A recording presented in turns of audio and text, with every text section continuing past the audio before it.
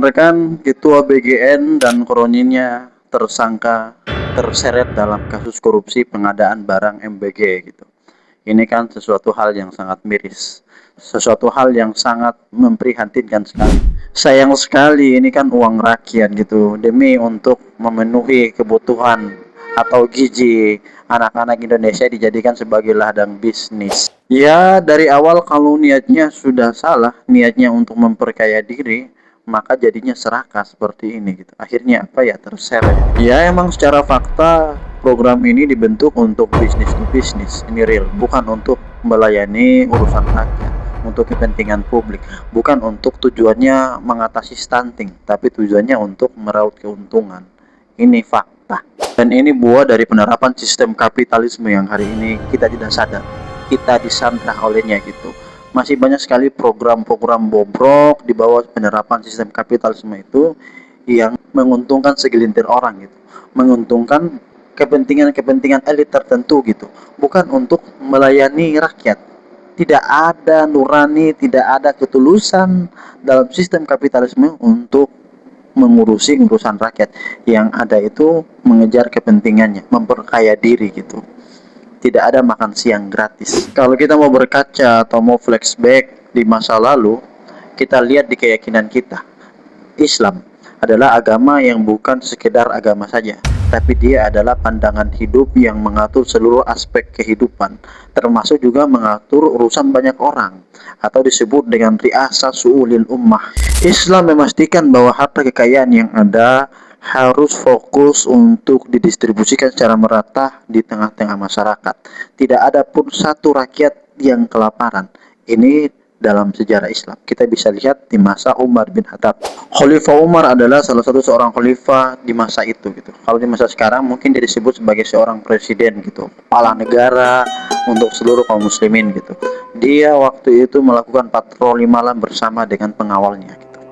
Dalam perjalanan dia mendengar tangisan seorang anak yang jerit karena laparnya. Saking penasaran mendekat ke situ dan melihat, ternyata ada seorang ibu yang memasak batu di panci itu. Untuk apa seorang ibu memasak batu di panci? Untuk menghibur anaknya yang kelaparan. Kemudian Khalifah datang dan menghampirinya, bertanya kepada ibu itu, "Wahai, kenapa anakmu menangis?" Kemudian ibu itu menjawab, "Anakku menangis karena lapar. Tidak ada sedikit pun makanan yang ada di rumah kami." Kemudian ibu itu bercerita dan mengejek Amirul Mukminin, yaitu Umar bin Khattab, yang dia tidak sadar di depan dia ternyata itu Umar bin Khattab. Dia mengatakan bahwa Umar berzolim kepada kita. Umar tidak membagikan harta Baitul Mal kepada kita. Ketika mendengar cerita itu, Khalifah Umar gemetar ketakutan. Dia langsung bergegas menuju ke harta Baitul Mal. Dia datang ke sana langsung memikul gandum, satu karung gandum itu dipikul sama Umar gitu. Dengan memikul sendiri, bayangkan ini seorang khalifah yang memikul. Bahkan ketika disuruh, bahkan ketika ada pengawal yang membantunya mengatakan, "Apakah engkau mau menanggung bebanku, tanggung jawabku, urusan banyak orang di akhirat kelak?" Dan seketika itu Umar itu langsung berjalan menuju ke rumah ibu tersebut, ke wanita tersebut yang tadi. Sampai di sana Umar langsung membuka gandum itu dan langsung memasaknya sendiri. Umar yang memasak. Dan kemudian bahkan di riwayat lain mengatakan bahwa Umar sampai sempat menyuapin anak tersebut yang kelaparan itu. Ini bentuk tanggung jawab yang luar biasa gitu. Ketika sistem itu fondasinya adalah ketakwaan, maka akan membentuk seorang pemimpin yang bertakwa gitu. Pemimpin yang takut dengan Allah gitu. Teman-teman masih banyak lagi cerita gitu. Kalau kita mendengar cerita tentang Khalifah Umar bin Abdul Aziz itu, ketika sholat malam, dia itu sering menangis. Khalifah Umar bin Abdul Aziz ini.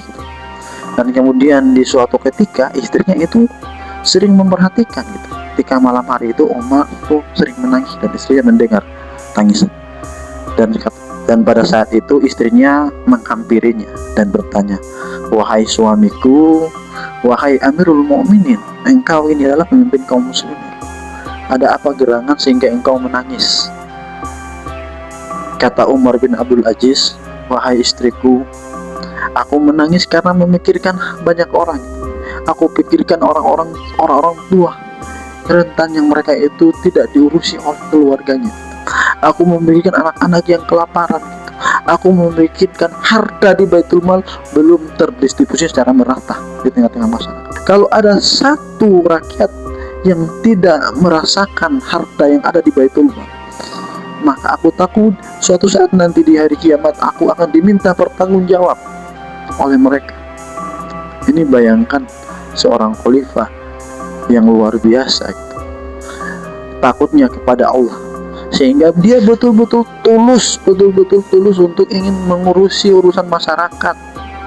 Dia tidak memperkaya diri. Bahkan dalam kisah lain, Umar bin Abdul Aziz itu bahkan sampai miskin ketika menjabat menjadi seorang khalifah.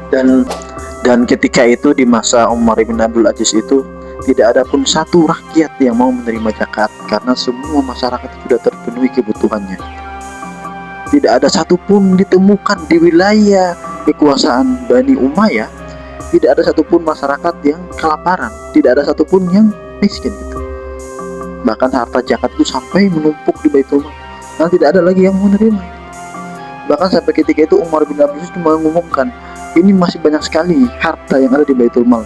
Pemuda siapa yang belum menikah tidak punya biaya, silakan datang ke Baitul Mal, sama negara akan dibiayai dan ditanggung. Nah, di dalam Islam itu mengurusi urusan banyak orang itu masuknya dalam urusan hablum minan nas gitu. Dia masuknya hak adami gitu. Akadnya seorang pemimpin dengan seorang rakyat. Untuk mengangkat seorang pemimpin itu metodenya baiat gitu. Janji sumpah setia masyarakat taat kepada seorang khalifah karena dia mengurusi urusan mereka gitu. Sehingga wajib bagi siapa saja ketika sudah berbaiat dengan seorang pemimpin, maka dia wajib menaati gitu. Nah, baiat ini nanti masuknya hak adami gitu. Artinya apa? Dia akan bertanggung jawab ketika dia berbuat zolim, maka orang-orang yang dipimpinnya itu, orang-orang itu akan datang kepadanya dan meminta pertanggungjawab, bahkan menuntut di akhirat gitu. Ini bayangkan saja, ada 250 juta masyarakat Indonesia, kalau dizolimi, diambil haknya, ditipu, dibohong, bahkan uangnya digunakan untuk memperkaya dirinya, 250 juta orang ini akan datang ke dia meminta, menuntut, meminta pertanggungjawab. Bayangkan, ngeri nggak?